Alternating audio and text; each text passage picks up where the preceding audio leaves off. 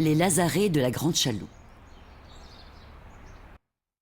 Choisi pour sa situation encaissée et isolée, facile à surveiller, le site de la Grande Chaloupe devient, au milieu du XIXe siècle, un important lieu de quarantaine.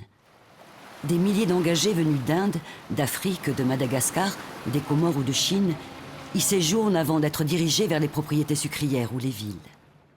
2 lazarets sont élevés de part et d'autre de la ravine de la Grande Chaloupe. Le premier est construit dès 1860. Le second est édifié à partir de 1863 pour augmenter la capacité d'accueil en quarantaine des immigrants. Il est notamment constitué de 2 dortoirs à étages en maçonnerie.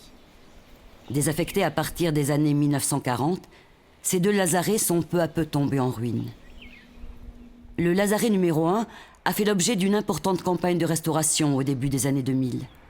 Du mortier des grosses œuvres au badigeon de finition, tous les travaux ont été réalisés suivant les techniques d'origine.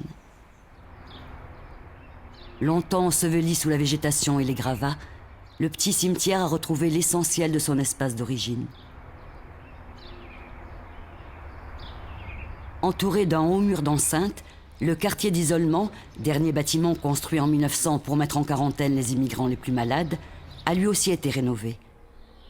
Il abrite aujourd'hui une passionnante exposition consacrée à l'histoire de ce site, lieu de mémoire majeur dans l'histoire du peuplement de l'île.